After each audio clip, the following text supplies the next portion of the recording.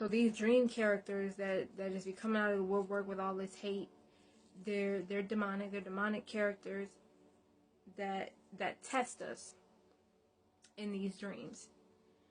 And they use our own words against us. If we open up, if we say anything, if we allow any negative emotion, any rage, resentment, fear as well,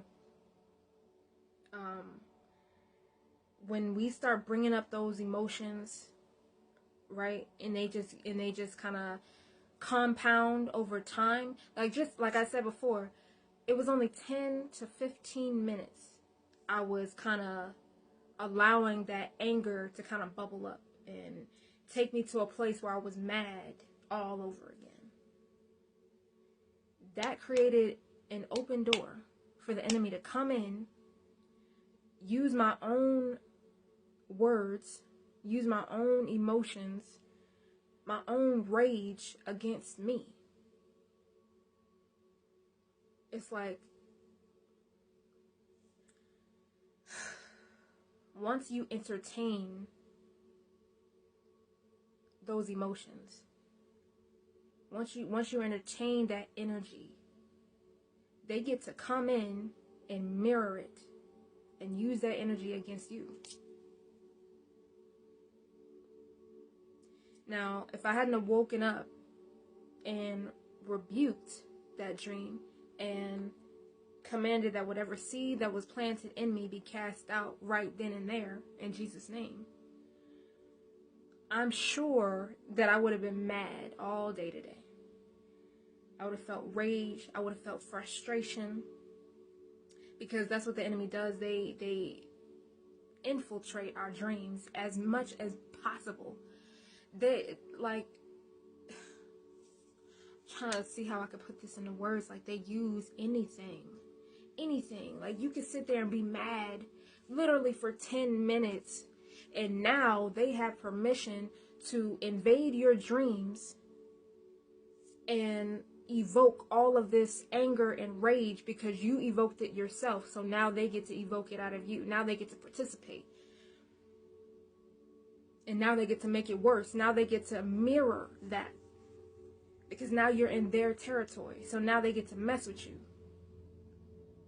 I'm making this video because I need whoever is watching this to understand, we don't have to tolerate the enemy. And we don't have to tolerate any of the fruits of the enemy. Rage and anger. Now, there is such thing as a righteous anger, like when you're mad about all the injustice in the world. But there's a difference between that type of righteous anger and resentment anger, rage, violence, anger, that makes you want to hold a grudge, or makes you want to, get violent. There's a difference. So whenever we engage in those emotions, and whenever we speak from those emotions, like, emotion is power. Those are our powers, our emotions. Well, they're one of them. When we feel that rage, that anger, that fear, that paranoia, all the fruits of the enemy. Those are all the fruits of the enemy. When we feel that, that's powerful enough. But when we put words, our own words, on top of that, and we're just using our words to fuel that emotion more and more and more, now we're opening up a door. Here's how we cut that off and cut it out. Right when we're feeling those emotions come up and we're getting mad and, irritated, frustrated, and, what have you, what we can do is go, you know what, Lord, I don't want this. I don't want this anger. I don't want this frustration. I'm going to give it to you. I'm going to give this emotion. I'm going to give all these feelings and all this resentment and all of this. I'm going to give it up to you, Lord.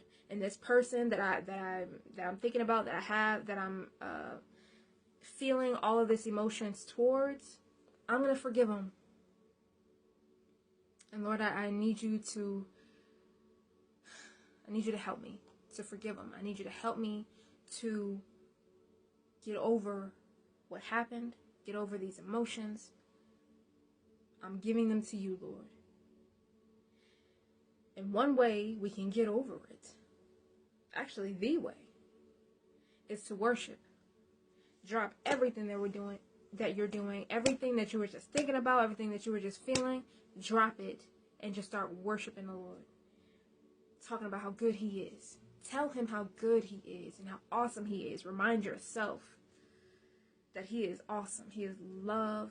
He is lovely, wonderful, holy, mighty, strong. He can do all things, and we can do all things through him. Just start worshiping, and you'll forget all about it. It might come up, later on. But just start worshiping again. Make it a habit to just start worshiping the Lord. It should be a part of our daily lives anyway, not just once a week, but worship should be a part of our daily lives anyway. Like, I'm getting to a point where, randomly, multiple times during the day, I'll just start thinking, I'll just see something. I'll go outside and I'll see the clouds and see the beauty of the sky and think, oh my gosh, God's creation is beautiful. It's beautiful out here today. Lord, thank you for your beauty. Lord, thank you for your creativity. You are awesome. You are wonderful. You are mighty. You are holy. And it'll just flow. And it's like, once we stay there, like once we get to a point where we're just randomly worshiping, those moments of anger and frustration and everything else, it's a lot harder for it to take hold of us and our emotions and our lives, because we're not giving it power anymore. Once you just drop it, it no longer has power over you. Once you forgive, it no longer has power over you.